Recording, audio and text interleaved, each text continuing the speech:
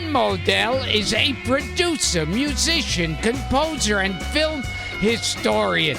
He's also one of the nation's leading silent film experts and accompanist. Nobody can say that word. Accompanist. Good enough. I play the piano. Accompanist, yes. He plays the piano.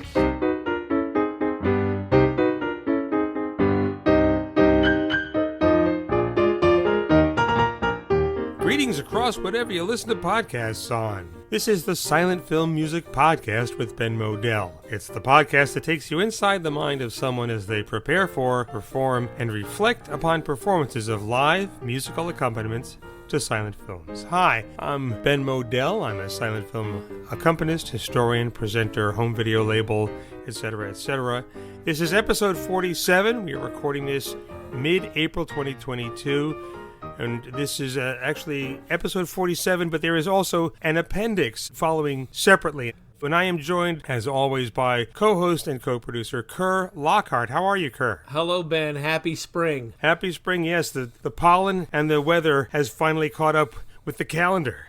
Yes, and looking towards a calendar of more and more in-person performances and times for fans of silent film to get together and see each other and laugh together in a room or weep or sob. Yeah, or commiserate or complain about the print or whatever it is. Yeah, it is happening. I don't know how it's going for my fellow film accompanists, but at least for me, it's a slow melt. It's coming back online.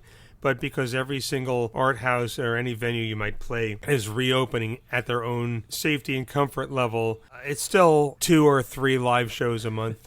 And looking at Nitrateville, it looks like it's still mostly Buster Keaton.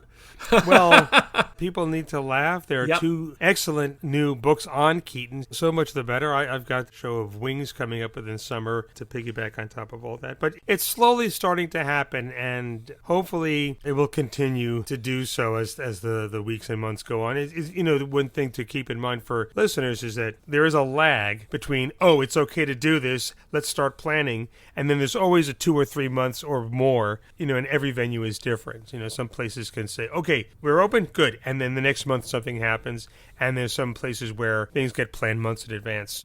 It'll happen. I certainly hope so anyway.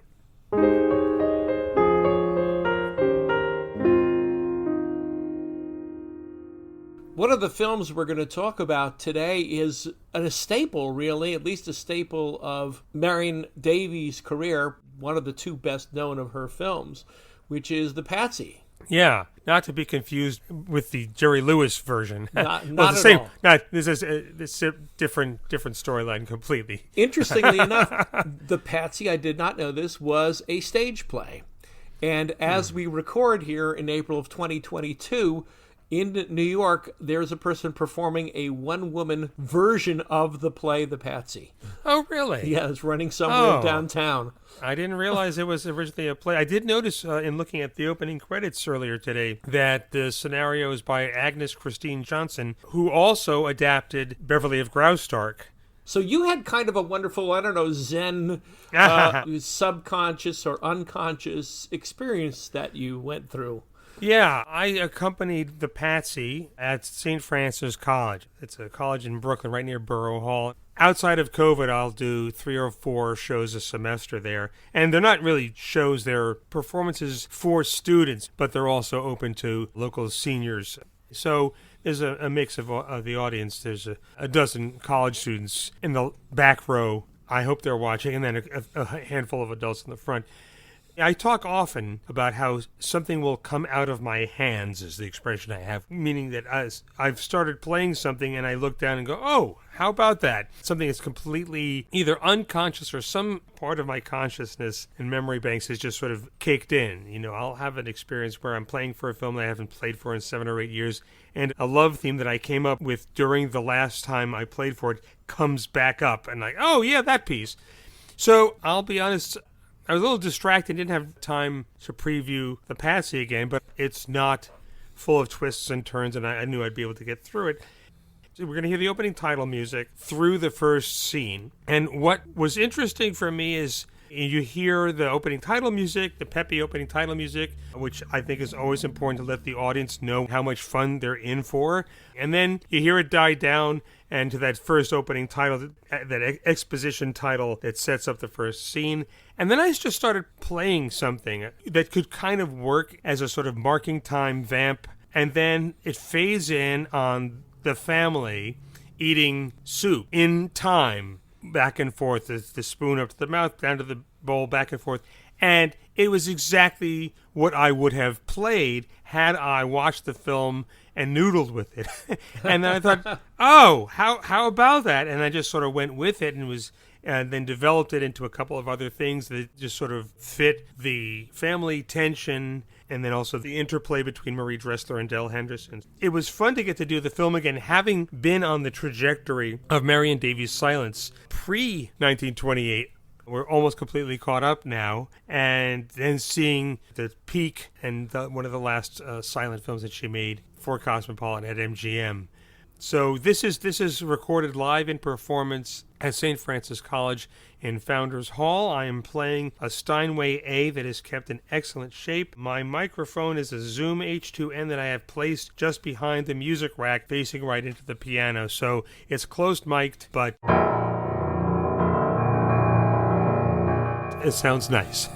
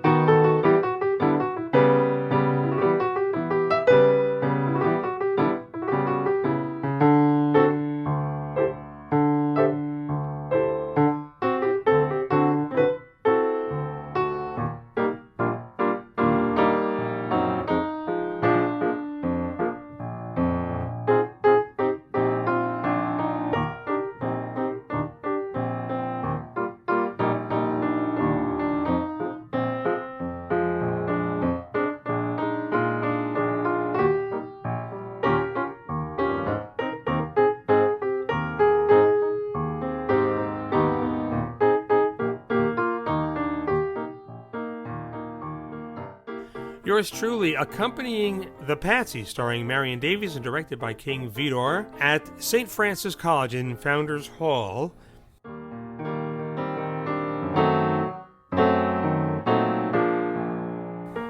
That's the opening title sequence leading into the film's first scene. And playing something that just came right out of my hands, and I don't know if I played that same music the last time I accompanied the film or not.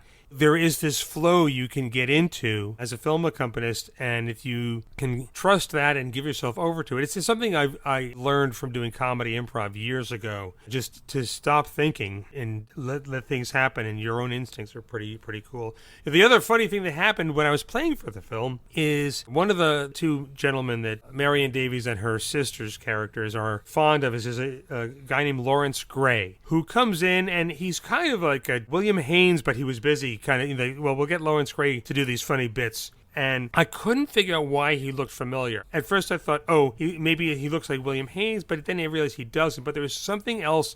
The first time we see him, he comes into the country club and he pretends he's a waiter. And he walks over to the table where the family is sitting, and he does some business with a small plate, flipping it over and over.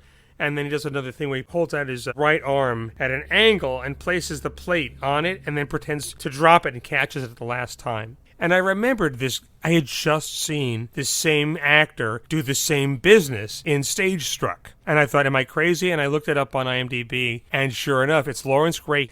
The reason I recognized the physical business is I learned how to do it. Before COVID, I was going to the NYC Physical Comedy Lab, organized by John Townsend and several other people in the circus and variety arts community. And I learned how to do the plate. It's called manipulation is the fancy word for it. Doing that thing with the plate, or you do it with a platter, and then you hold out your arm. Chicken wing is what I've learned to call that.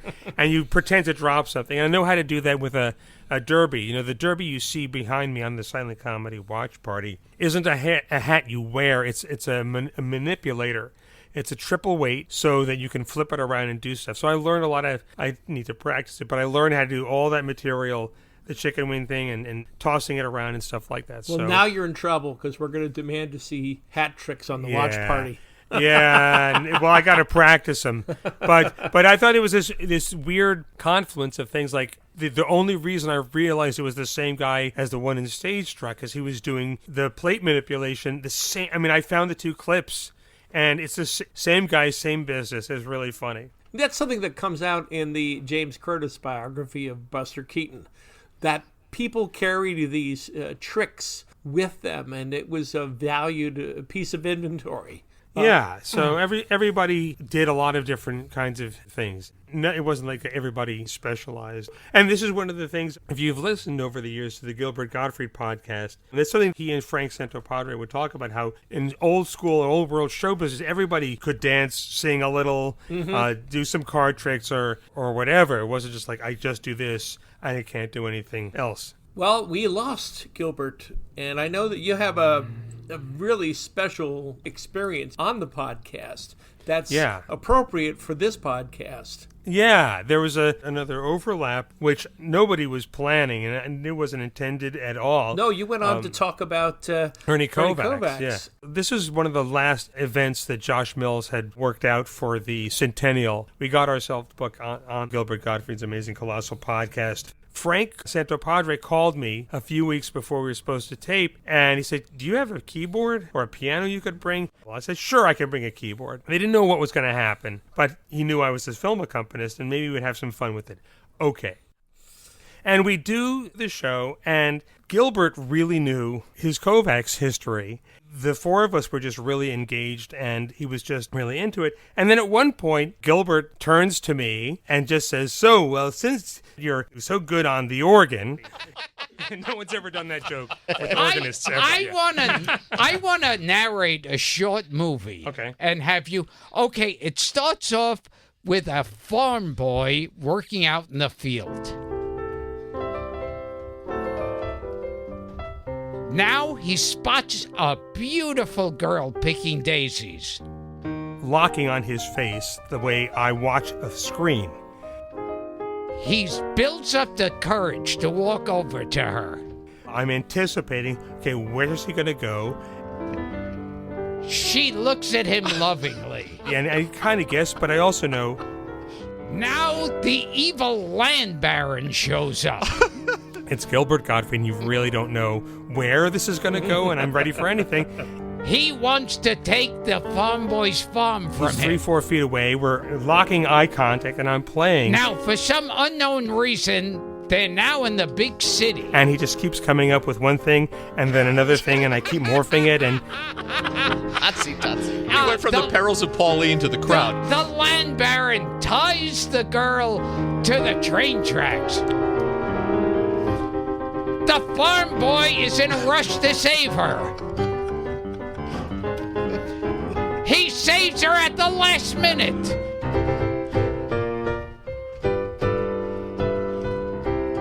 They throw their arms around each other and kiss. he tells his whole little story, and he and everybody, we all cracked up, and it went really, really well. The end. Oh, that was terrific. Thank you. That's the shortest movie I ever played. Come back when I do Intolerance. To go from being a fan to sitting there doing a comedy bit, improvised with Gilbert, was, I mean, I was kind of aware in the moment. I thought, holy cow. Yeah. What is happening, you know? And all of my comedy improv training came right back, because that's all about eye contact. You have to lock eye contact with your fellow performers and be ready for absolutely anything. So it was this overlap between comedy improv and film improv. And the unexpected quality of Gilbert Gottfried, that anything could happen. Anything could happen. And what happened was that I think he had so much fun with it, 2 more times during the episode, out of nowhere, he just turned to me and just started up again.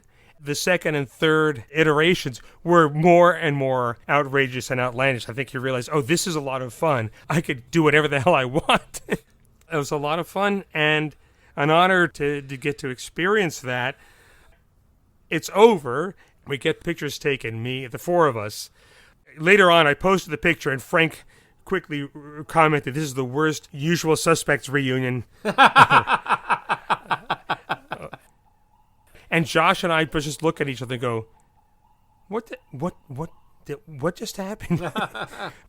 It was a treat and an honor, and to paraphrase or quote the Albert Gridley routine from Kovacs, it will remain etched in my memory forever. It is as if it happened yesterday. You know, what's the great paradox of Gilbert is, at first blush, he is outrageous and a transgressor and a line crosser. But as the podcast demonstrated, this is a guy who loved tradition and loved all the sources and the origins.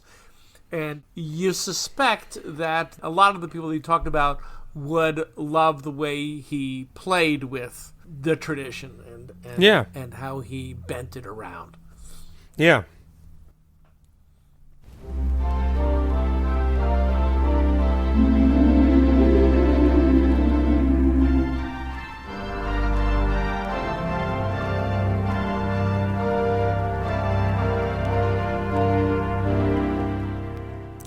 The Silent Film Music Podcast is brought to you by Undercrank Productions, home of the neglected and the unexpected in classic film. Marion Davies' romantic farce Beverly of Graustark is a brilliant melding of her earlier costume romances like When Knighthood Was in Flower with her later proto-screwball style, as in The Patsy and Show People. Marion is boy-crazy American co-ed Beverly, who in a twist of fate must switch places with her cousin, Prince Oscar, heir to the throne of Graustark. Along the way, she hires handsome Antonio Moreno as her bodyguard and winds up falling for him. There are mistaken identities, intrigue, disguises, a chase, a sword fight, and a big fancy ball. L.A. Beat writes, Marion Davies' unappreciated comic abilities get a fine showcase in this frothy Switched Identities film. The 4K Blu-ray, drawn from the Davies collection at the Library of Congress, looks pristine and includes the finale in 2-strip Technicolor. J.B. Kaufman writes,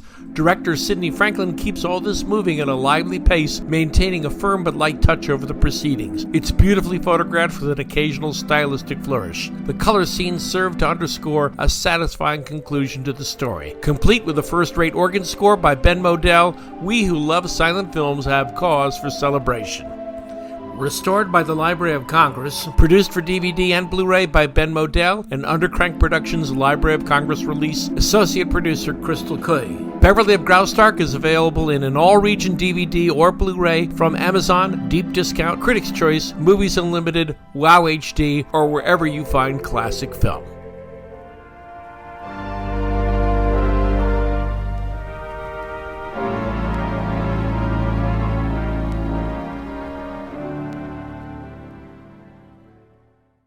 I had the privilege of having a conversation with a silent film musician who does no improvisation, and that's Rick Benjamin, the founder and conductor of the Paragon Ragtime Orchestra. We had a wonderful talk about that, about accompanying film, and about the dates he's doing with portions of symphony orchestras. So sometimes he moonlights away from the Paragon, does those own appearances, and that is going to be a bonus part 2 to this episode. Yeah. Rick's does some great work. He has the physical sheet music of a collection of about 350 mood cues that I had for a long time, and I couldn't think of a better home for the material to go to after it had been scanned as part of a project by the Silent Film Sound and Music Archive, Kendra Leonard's organization. But he does great work, and if you want to hear that music used exactly as it is in the cue sheet, the way people heard it in the teens and 20s, Rick and the Paragon is a great event to go see.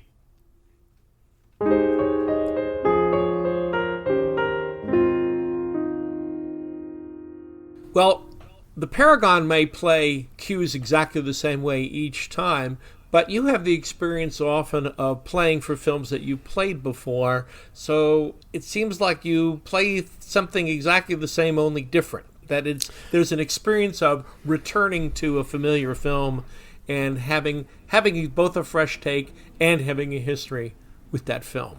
People will ask, do you play the same music every time? The answer is, it's not note for note the same, but my intent is always the same in the way I underscore a scene. Unless something happens at a show where I suddenly have a different reaction. With the cameraman, one thing that I have always done with the moment, the kiss in the rain in front of Marceline Day's character's apartment, is because it's, again, one of these moments where there's a stillness and we just hold on Buster's reaction, and maybe the director trusted his acting chops a little bit more. There is that moment where he's standing there after she's gone back inside at a full profile to us, shivering from the rain, reacting to it. One way to approach it would be to swell with a romance or love theme because it's been this big romantic moment. But what I do is the opposite. And I pull back to almost nothing, and occasionally I will just take my hands off the keys for a second to get the audience's brains and imagination to zoom in to his emotion, because it's all up there on the screen. You don't need to push it. And then as he comes down the steps, slowly transition into supporting the elation his character is feeling. It's not a big Franz Waxman swelling of violins.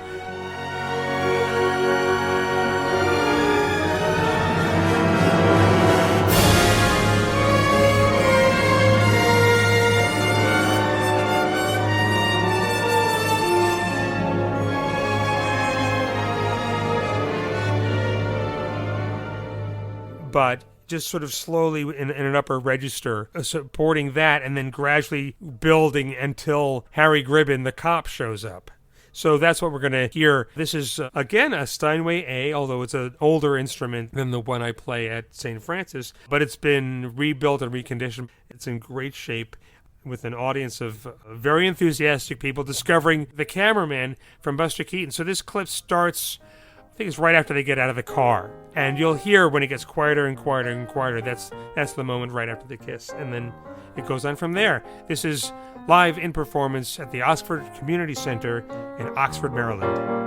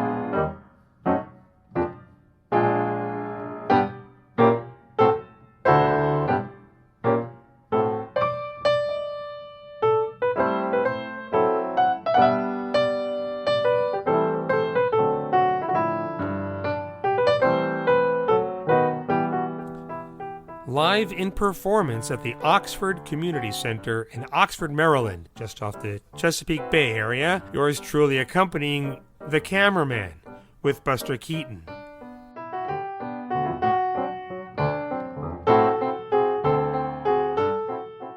One of the first shows I ever played of the film was an event for the Rivertown Film Society in Nyack. It was introduced by Bill Irwin, the actor and clown, and he talks about one of his favorite moments in the film happens just before it's the button on the whole sequence at the swimming pool, where there's a guy who isn't Wallace Beery but looks like Wallace Beery in a Panama hat, and who's rapping to Marceline Day, and Keaton, now fully dressed, comes up behind him and gets bumped and disappears out of frame. And then there's another moment where Keaton suddenly zips right back into the shot. And again, that is aided by the fact that they're cranking at 18 and projecting at 24. But it's this way he just sort of slides right back into the shot that Bill found so enjoyable. I think Walter Kerr talks about in Our Hospitality, the wheels that disappear from the screen. And the camera doesn't move. The camera doesn't track them. And you're allowed to forget the wheels. But then they come back. And that's part of, the Buster's universe is fixed. It's not flexible. Just because it left the frame doesn't mean it's gone forever. Right. And it's one of my favorite things about the silent film universe is that unless the people on screen indicate that they're hearing something, whatever it is doesn't make a sound. So when the train wheels roll into the shot and hit Buster and Jack Duffy, it's a surprise. It's the same principle of the silent film universe that makes the ending of 1 week work. And the reason that same gag, which he repurposed in one of his early sound films, not work at all because you hear the train coming. Mm-hmm. Yeah, it's a wonderful selective hearing. It's the old, if a tree falls in the woods and Buster Keaton doesn't get on that he hears it, does it make a sound? Yes. No, it does not until it enters the shot. And it's one of my favorite parts of the silent film universe. I always like talking about it.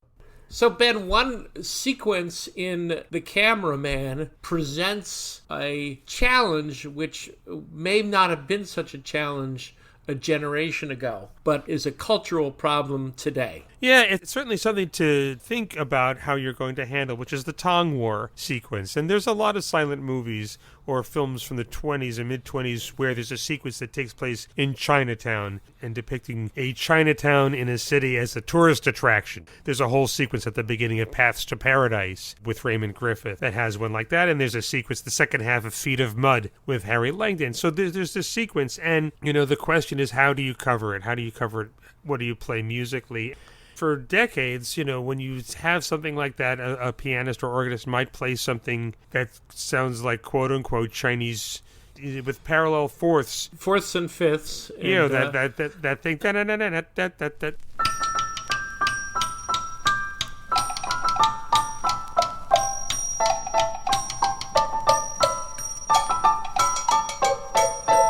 I mean, you hear it in this kung fu fighting that song from the 70s, and it's this thing that's been around since vaudeville, I would imagine. It's meant to evoke. I think originally began with the pentatonic scale. So one of the things I'm often asking myself in preparing to play for something is that necessary? You can see that it's Chinese people on screen. Do you need to reinforce it by playing something like that? What I thought I would try this time is not doing that at all.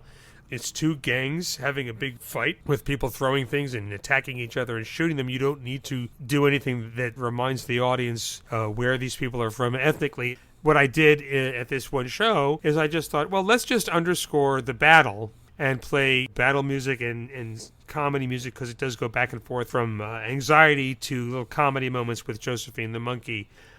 So it is something that I think as accompanists, we all need to sort of take a look at. The last time I played for the General, usually in the sequence where Keaton's on the train and the two different armies march behind him, I would play piece that's associated with the Northern Army and something associated with the Southern Army to help people know that there's two different sides going by, because I know years ago I didn't quite catch it myself. And this time the last time I played for the General, I didn't do that. I just played something that was in a 2/4 march tempo, and then when the other army marched by, I went into 6/8. It was like that. just so it was a different musical feel, so you're not hitting people over the head with the Bonnie Blue Flag and Dixie. This is the first time I played for the cameraman when I thought, maybe I don't need to do that. There's two principles here. One is it's probably always better to play the story. Yeah. Play the story and the characters. And secondly, we're talking about films that are approaching 100 years old. Yeah. And cultural references that are even older. Marvin Hatley used to complain that when Stan Laurel handled a hat in a movie, Stan wanted him to play the song, "Where Did You Get That Hat?" Yeah. Bum, bum, bum, bum, bum, bum. I only know that because my grandmother, who was born in 1895, sang that song. But, I am retirement age now. So, these cultural references, especially song titles. There's a lot of people who don't know what they are anyway, so, they're not useful in many, many cases. Yeah, but you're right. The idea is play the story. So what I did is I thought, okay, well, we can see the film. We see who's in it. We know where it's happening. The title cards indicate that it's a Tong War, whatever that is. And let's just play the battle and the comedy. And at least from where I was sitting, I felt like it worked.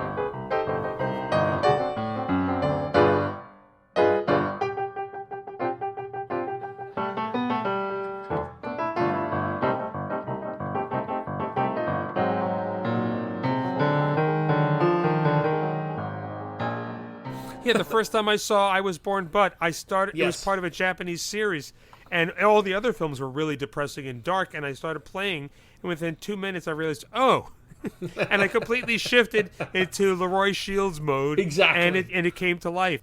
For a long time, this is a typical thing that film companies, when a black person would show up, you'd play ragtime. And I'm like, I can tell he's African-American without this Joplin. I can tell that there's no need to do that, or the Irish or Italian. I mean, it's not... At a moment where we're trying not to do that quite so much, it actually turns out you don't need to. Yeah.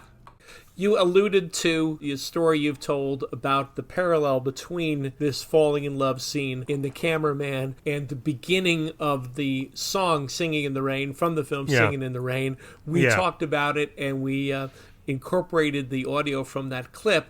And that's going to be linked in the show notes, which gives me a chance to say every week we do ask you to rate and review episodes, which is great. But also I forget to plug the fact that we have very detailed show notes, which have got all kinds of hyperlinks to not only things we talk directly about, but often sort of side subjects that are incidental to what came up, to try just offer you a little enrichment. So go to silentfilmmusic.com and look at those show notes. There'll be a link to the show notes in the podcast posting itself, so you'll have no trouble finding it. But thank you, Kerr, for putting all those footnotes together and links. It's fun.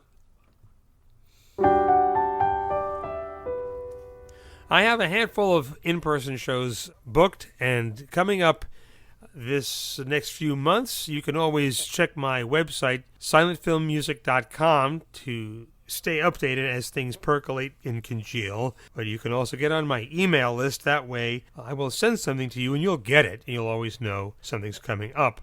There's a Women and the Silent Screen conference in the beginning of June up at Columbia. And on Sunday, June 5th, I'll be playing in the afternoon for 2 programs of serials with the quote-unquote serial queens. For more information about what I'll be playing for, Kerr will put a link in the show notes. I will continue, of course, every month at the Cinema Arts Center and sometimes virtually. In July, I'll be at the Lyric Theater in Blacksburg, Virginia on July 23rd for a program of, I think, Buster Keaton shorts and also the movie Wings. And then in August, I will be at the Ocean Grove Camp Meeting Association in Ocean Grove, New Jersey, accompanying Buster Keaton in Our Hospitality. Boy, you're right, Kerr. It's just all Keaton everywhere. Our Hospitality on an instrument that is just gigantic. It is I'm looking at a picture so I can count correctly. It's a 5-manual instrument and just 2 big walls of stop tabs in a very large space. It is a slow melt. It is mostly Keaton, but not just me. All my fellow film accompanists are playing for different things, different places, and so if you can't catch a stream that I'm doing but still want to see silent film with live music, keep your eyes peeled. And don't forget, There's an appendix to this episode, an extra bonus mini episode where Kerr will be interviewing the music director of the Paragon Ragtime Orchestra, Rick Benjamin, about his working with mood cues from the silent film era in an orchestral setting. This has been episode 47 of the Silent Film Music Podcast with Ben Modell. It's the podcast that takes you inside the mind of someone as they prepare for, perform, and reflect upon performances of live musical accompaniments to silent films.